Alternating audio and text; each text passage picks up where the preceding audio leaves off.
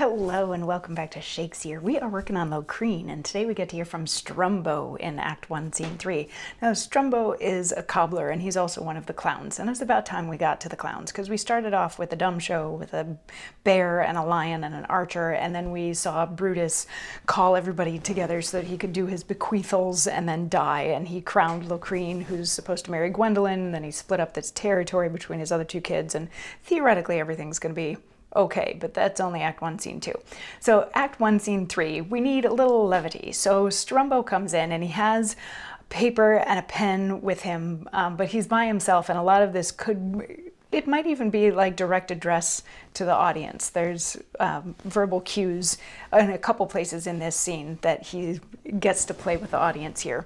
But he kicks off the scene saying, "Either the 4 elements, the 7 planets, and all the particular stars of the pole and astic are adversative against me, or else I was begotten and born in the wane of the moon, when everything, as Lactantius in his 4th book of Consultations doth say, goeth arseward. I, masters, you may laugh, but I must weep. You may joy, but I must sorrow, shedding salt tears from the watery fountains of my moist, dainty, fair eyes along my comely and smooth cheeks, in as great plenty as the water runneth from the bucking tubs, or red wine out of the hogsheads. For trust me, gentlemen, and my very good friends," and so forth. "The little god, nay, the desperate god, Cupid, with one of his vengeable bird bolts hath shot me unto the heel. So not only, but also, oh, fine phrase, I burn, and I burn, in love, and in love. Strumbo, what hast thou seen? Not Dina with the ass Tom?"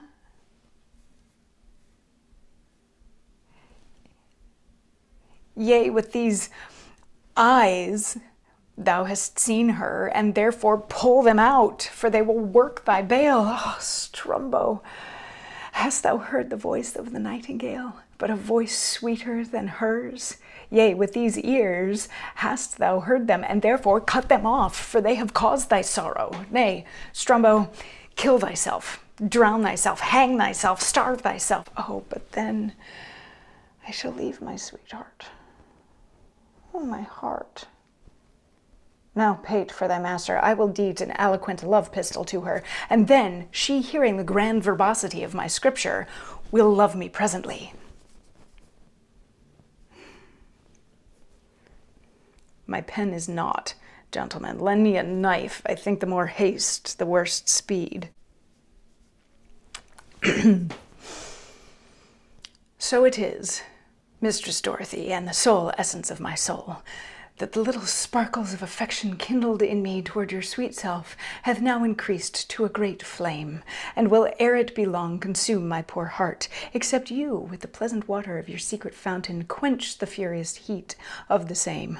Alas, I am a gentleman of good fame and name, majestical in apparel, comely in gait, portly. Let not, therefore, your gentle heart be so hard as to despise a proper, tall, young man of handsome life, and by despising him not only, but also to kill him. Thus, expecting time and tide, I bid you farewell, your servant, Signor Strumbo." Oh, wit, oh, pate, oh, memory, oh, hand, oh, ink, oh, paper.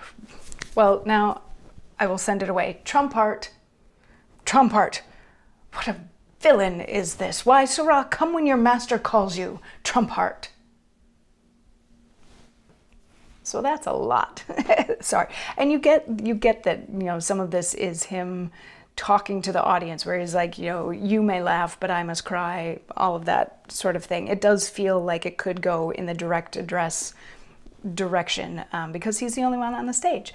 But what this boils down to, we get a lot of his comical language just through how eloquent he tries to be, but also how he will write a very long sentence that goes grammatically kind of sideways before he gets to not actually a resolution. So yeah, he is cast as sort of the clown in this scenario. But he comes out and he's like, things are bad, my life is bad because that idiot Cupid shot me with an arrow, so I'm in love. And this is miserable that I'm in love. This is not a good thing. This is not a good look for me. I don't enjoy being in love, and she probably isn't even looking at me, and maybe I would just be better off if I killed myself. But maybe I'll write her a letter, and then she'll know through my beautiful words how much I love her, and everything will be great. So then he starts writing the letter, and he doesn't like it, so he's like, I gotta try this again. And then the end bit of this is him reading the letter to her that he wants to send. Like he wrote it and now he's reading it off, and it's saying to her, you know, please give me the benefit of the doubt anyway, even though, you know, I am from a good family. I may not be the most attractive, but I am from a good family, and I'm tall, and all these sort of things, and if you despise me, then that will end up also killing me, so please don't do that. You know, signs off on it, and then he's like, this is bad. But then he calls for his servant Trompart at the very end, and Trompart comes in, and Strumbo sends him off to get Dorothy, or to deliver the letter to Dorothy.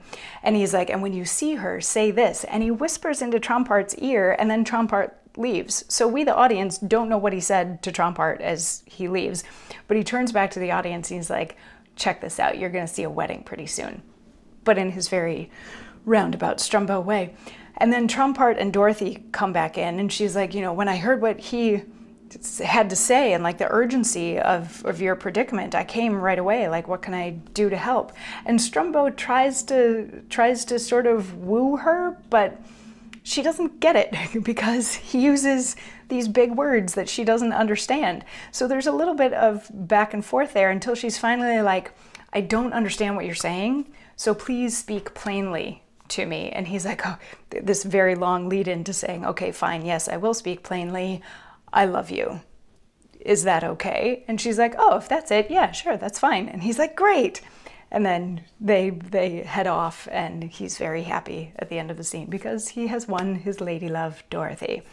And that's the end of Act 1, Scene 3. So for as much time as we spent on Act 1, Scene 2, Act 1, Scene 3 is poof, done already, and we're going to get to look forward to a marriage between Strumbo and Dorothy, which, the way that a lot of these plays go, we also are going to have a marriage between Locrine and Gwendolen. So do you think that the clowns might be mirroring the nobles in some way? We'll dig more into that as we get farther into the play. So come on back tomorrow for more. I'll see you then. Mwah.